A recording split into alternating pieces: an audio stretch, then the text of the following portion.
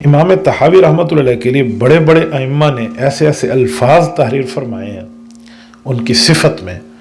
ان کی تعریف میں، ان کی توصیف میں، ثناخوانی میں اور ان کی حمایت اور تائید کے اندر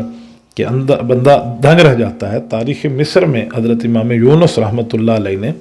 فرمایا کان ثقۃ ثبتا فقیہا عاقلا لم یخلف مثلہ، فرمایا اس جیسا مضبوط آدمی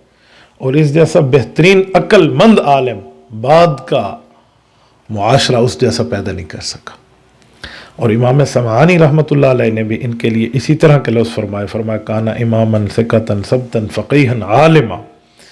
اور یہی لفظ حضرت امام جوزی رحمۃ اللہ علیہ، ابن جوزی نے بھی فرمایا۔ امام ابن کثیر رحمہ اللہ نے البدایہ کی 11ویں جلد میں جو ان کے لکھا ہے نا وہ لفظ ہے وَهُوَ أَحَدُ الثِّقَاتِ الْإِثْبَاتِ وَالْحُفَّاظِ،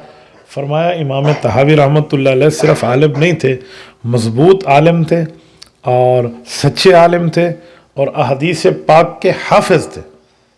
جیسے قرآن کریم کے حفاظ ہیں نا، یہ احادیث پاک کے حفاظ تھے۔ اور حافظ الحدیث کسے کہتے ہیں؟ کم از کم حافظ الحدیث کا اطلاق اس اعلیٰ شخص پہ ہوتا ہے جس کو 1,00,000 حدیث سند المتن یاد ہو، یعنی 1,00,000 حدیث یاد ہو، اس کی سند بھی یاد ہو، حضور کے الفاظ بھی اس کو پتہ ہوں، اسے حافظ الحدیث کہتے ہیں۔ تو امام شمس الدین ذہبی رحمۃ اللہ علیہ کی ایک کتاب ہے تذکرۃ الحفاظ، وہ 2 جلدیں دیکھیں تو بندے کی عقل دنگ رہ جاتی ہے کہ کتنے کتنے بزرگ تھے جنہوں نے احادیث پاک کو حفظ کیا، یاد کیا،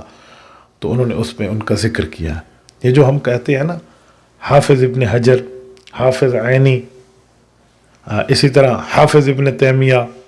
حافظ فلاں، اس سے مراد یہ حافظ نہیں ہے جیسے عام طور پہ ہم قرآن کا حافظ مراد لیتے ہیں، وہ قرآن کے حافظ تو تھے ہی، اس سے مراد حدیث کا حافظ ہے